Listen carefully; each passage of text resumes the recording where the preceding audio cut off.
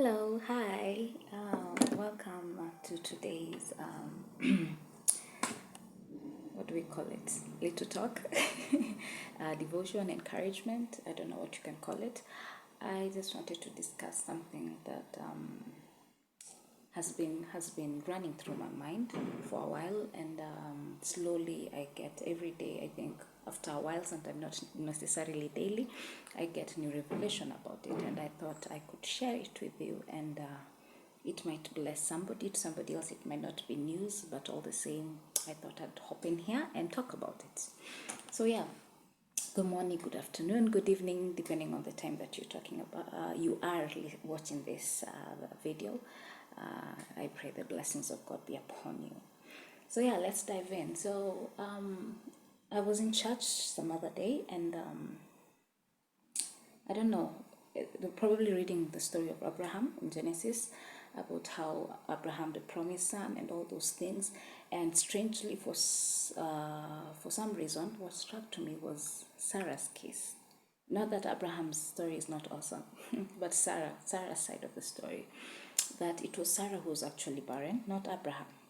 So Abraham would have married anyone else, and he would have been a father of many nations very easily. That would have been a very easy way to. And when you think about it, I don't know if ever God has ever taken the easy route. If you actually look about his history, rarely does he take the easy route. The most unlikely ways of things is what he goes for. So for me, what stood out for me was that Sarah was the barren one, not Abraham.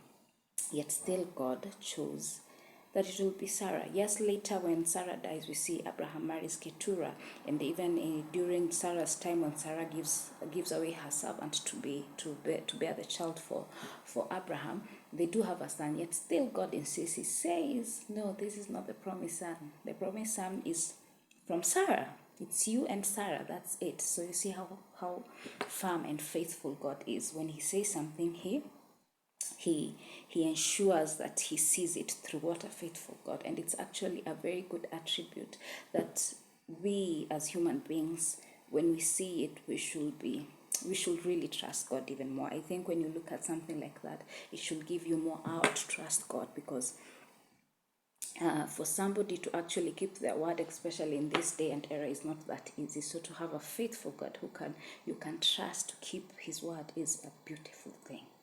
Yeah, so as I was saying, what stuck to me about Sarah is that, yeah, God was so gracious to her that he ensured that this child still came through her, despite her imperfections, despite what was not happening.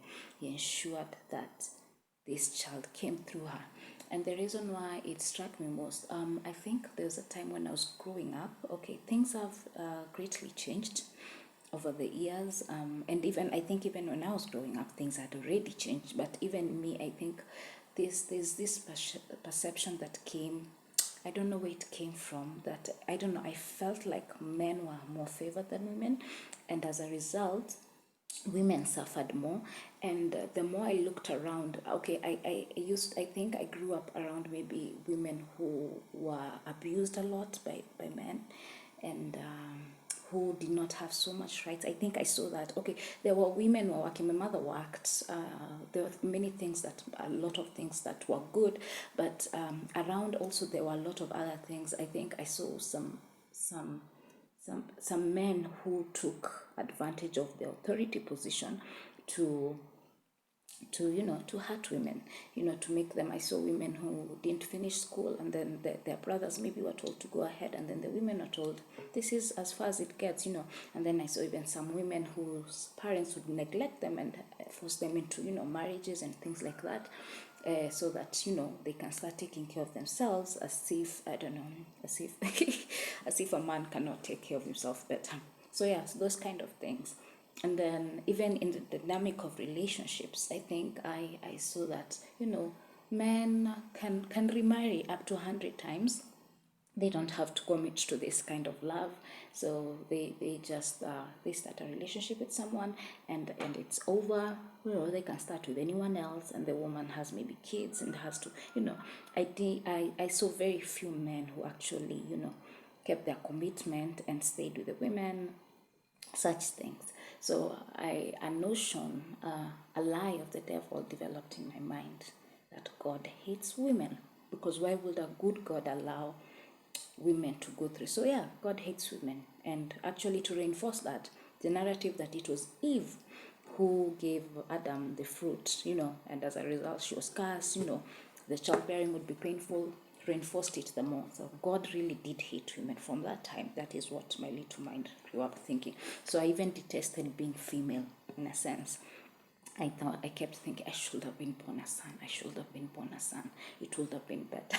Imagine the nonsense, and how I love being a woman now. Anyway, so yeah, I actually believe that. So for a long time, that's how I actually grew up wanting to be a boy. I thought, if I were a boy, life would be much better. I'd do whatever I want. Actually, that was my notion. Men do whatever they want, but women, no, they must conform to society. That's what I believe. I thought conforming to society, no fun. I don't want to do that. I want to be a man, and I can do whatever I want whenever I want. Yeah, because that is what some of the men that I had seen around me do. So yeah, I grew up with that notion. But over the years, that's why I think as Christians, you must read the Bible for yourself.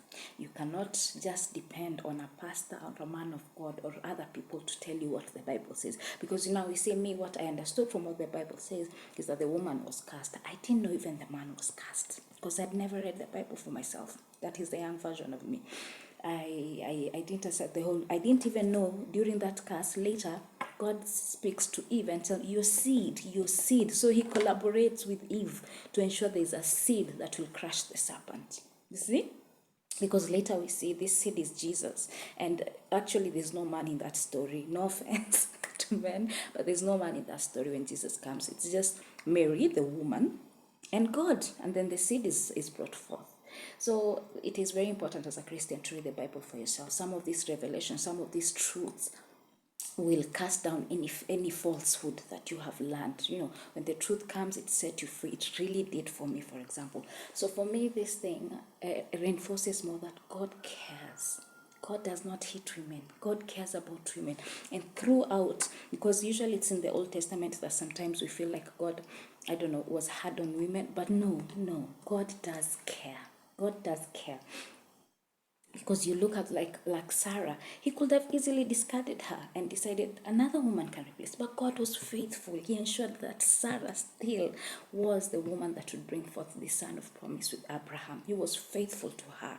He was kind to her despite her imperfection, despite her lack of 100% kind of faith. He ensured that this child came through her. What kind of favor is that? It's a good God. That is a good, faithful God. We even see, especially with the bad women in the Old Testament, some of them would have easily been discarded completely. We think of Rahab the prostitute. Easily, it could have been now. The law was very hard on anyone, any promiscuous woman. But God had favor on this.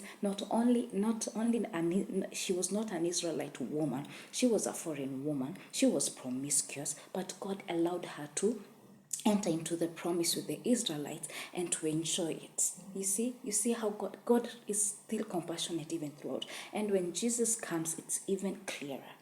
It's even more clearer how he has compassion on these women, how he treats and deals with the things that, otherwise normally men would not deal with, but he does. The issue of the woman with blood, he's watching a woman who's giving away everything, and he acknowledges, because women generally even give us a lot.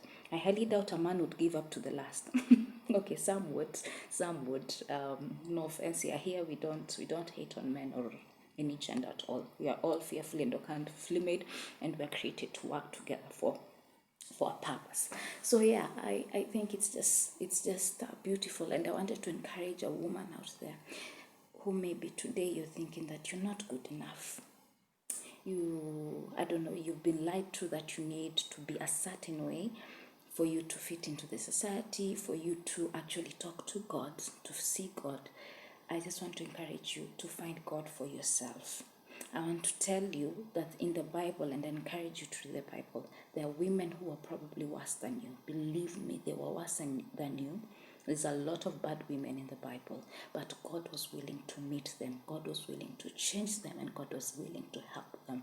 And I think this revelation, when you get it as a woman, it makes you understand the power that you have as a woman. It makes you understand even your role in the society, your role maybe in marriage, your role as a mother, and how beautiful it can be. Personally, I have greatly grown from that today. I love being a woman. I am a mother. I love being a mother. I'm a wife. I love it. And I'm grateful. And I will never, now in 1,000 years, I actually look at men and I think, oh, they have it hard. They have it hard. It sure is lovely to be a woman. So I'd like to encourage you, and even for the men, God does not hate you. If you actually read the Bible, He has a plan for you. In fact, He the way He deals with you is exactly how you need to be dealt with as men. Because sometimes women may not understand men, men may not understand women, but this God, in all His knowing, He understands each one of us, and the way He comes down and deals with each one of us is absolutely special. So yeah, I just wanted to encourage you with that. I hope it's something that, I don't know, encourage someone today. And yeah, have a lovely time. Thank you for watching. Thanks.